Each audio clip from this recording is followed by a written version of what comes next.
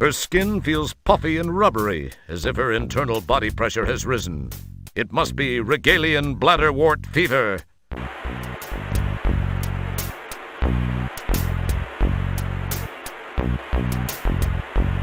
That's delightfully non-helpful.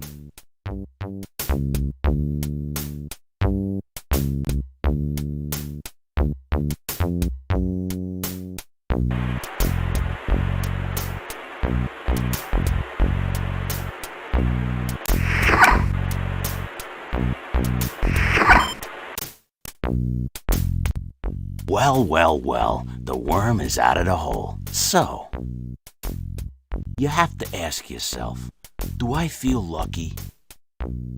Well, do I, punk?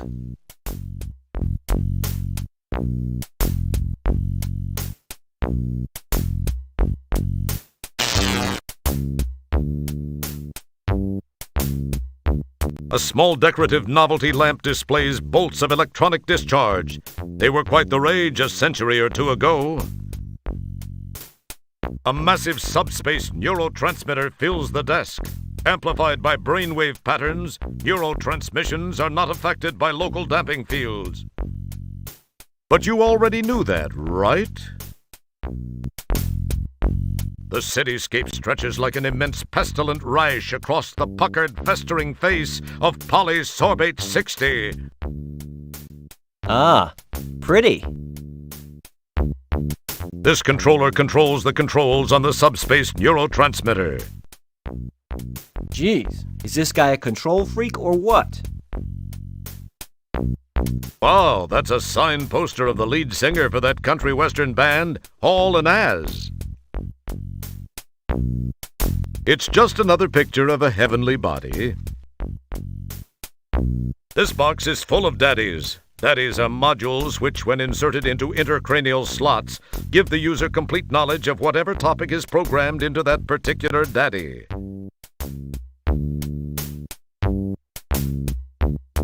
This appears to be some sort of control room. There's a landing platform beyond the damping field induction coils in the archway. A box of MODIs, behavioral modification Eurocircuit chips, lies under the desk.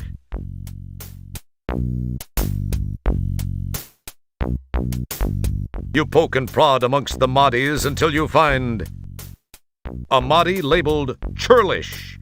Being intrigued by the word, you glom it. Incidentally, you might want to look up the word churlish before you do anything stupid.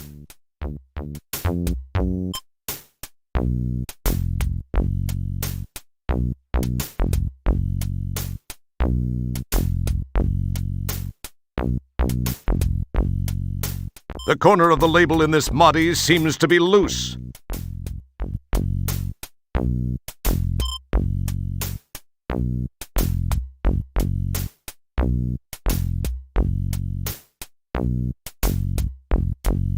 Thinking it was the churlish MODI, he pops it in place.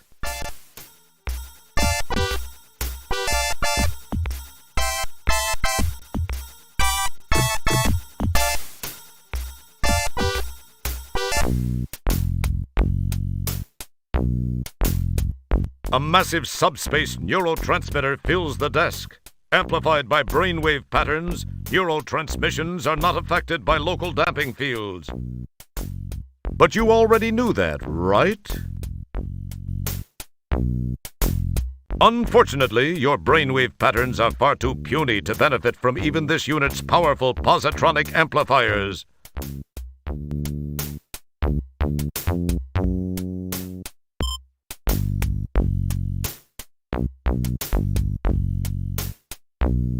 It's Nigel's belt, complete with a damping field actuator and a nifty personal grooming assistant.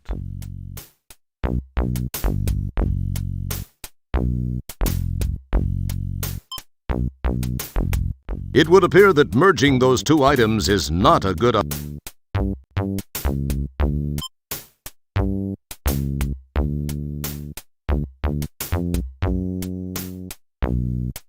No, that's just... No.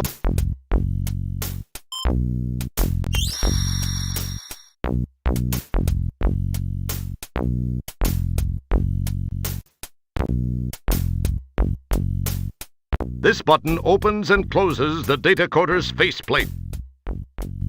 This is the faceplate of the datacorder. During normal operation, the faceplate is closed. It should only be opened to repair, replace, or reconfigure the internal components.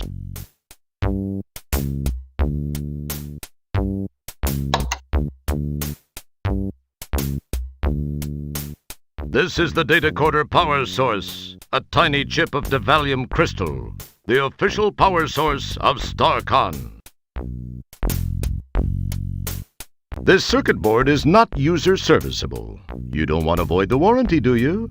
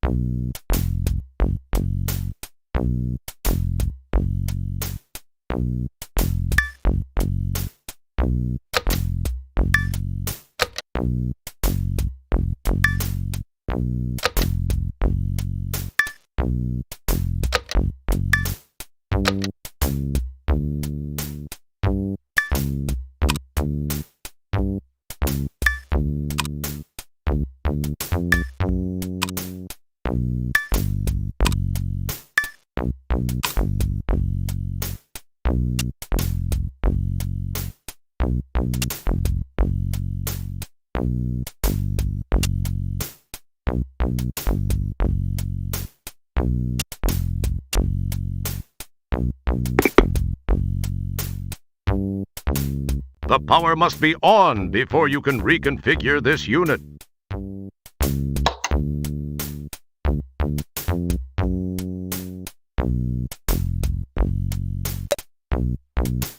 This button opens and closes the datacorder's faceplate.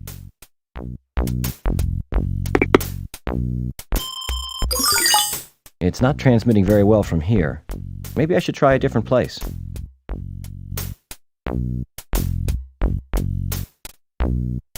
The room is no...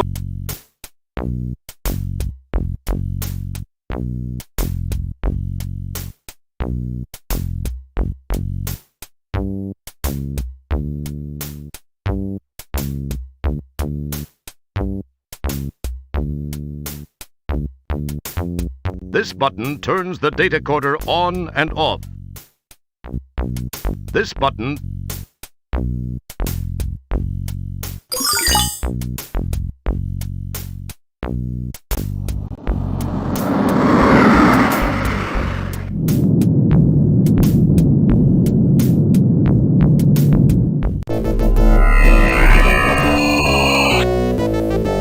Hey! Here's your fish!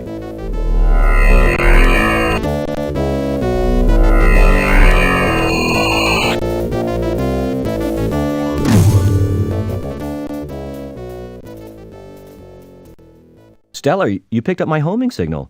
I can't believe I actually made it work. Now no one can say I spent a little bit too much free time in the bathroom with Popular Tektronix. Popular Tektronix? Who are you trying to kid? I know what you were reading in there. What was that voice, Roger? I thought I heard something. Pay no attention, Stellar. It was probably just a mechanical flatulence from the ship. Anyway, we received a transmission from a nearby StarCon communications monitoring platform. They told us of some unusual signal originating from the area of polysorbate 60.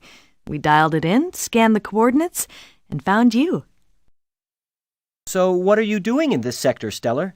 I thought you were stationed on the SCS Heinz 57. I am. I had some leave accumulated and decided to take it. This is kind of embarrassing for me. I actually came to see you. I've been thinking about you a lot lately, and I was curious about what you'd been up to, so I decided to visit. And when I arrived here, I found you had just left for shore leave on polysorbate. I decided to follow you down and try and catch up with you.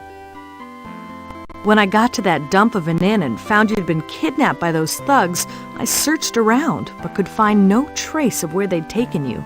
That certainly is a strange place.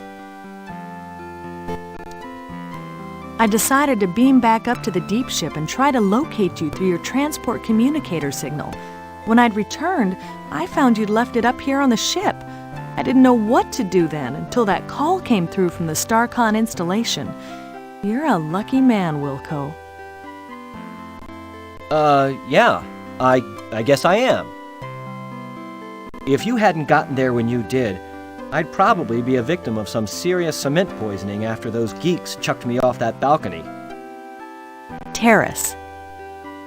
What? Well, actually, it was a terrace. Whatever. Thanks, Stellar. I sure owe you a big one. I'd sure like to collect that sometime. But let's talk about you and me. Perhaps I could take you to dinner sometime soon.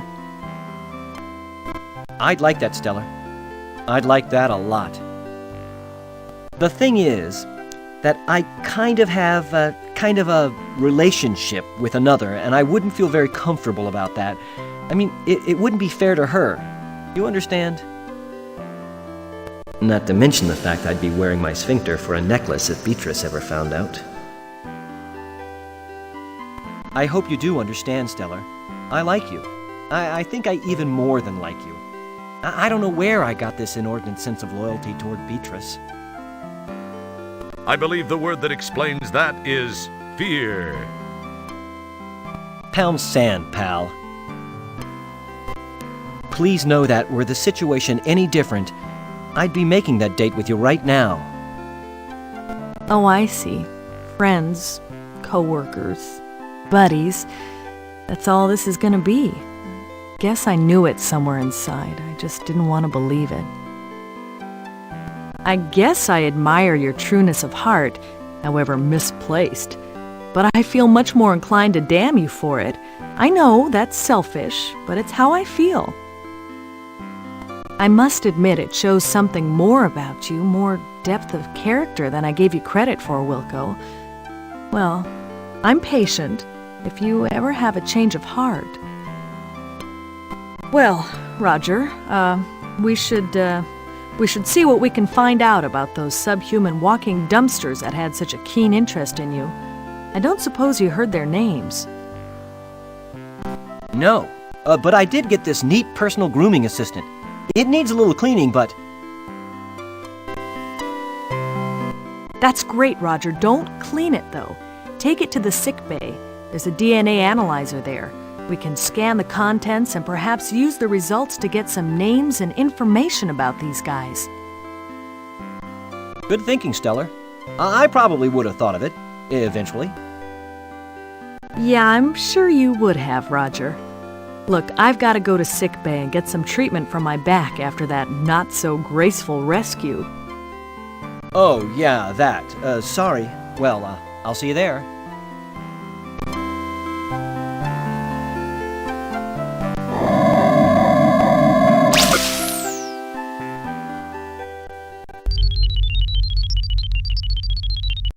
Commander, I am receiving a message from StarCon. Computer on screen. Hello, Commander Kilbasa. I have a new directive for Deep Ship 86. This is actually a special request from me, Commander. As you may know, I served with Admiral Bluntfang during the Fallopian campaign. Admiral Bluntfang's widow is involved in building an off-world retirement community. They are almost finished, but have requested assistance from Deep Ship 86.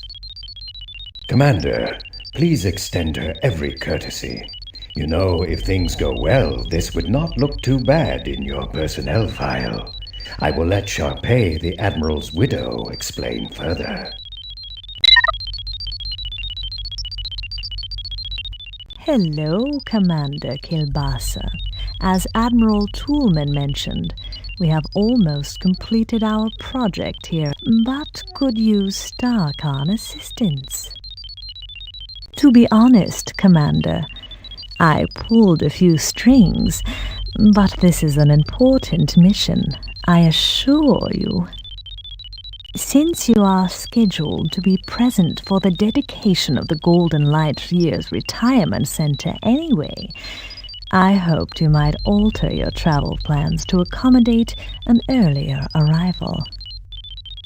From the information provided me by my old friend, the Admiral, you would be able to warp here within a few hours. I require some assistance from your ship, as well as one of your crew members. Allow me to explain.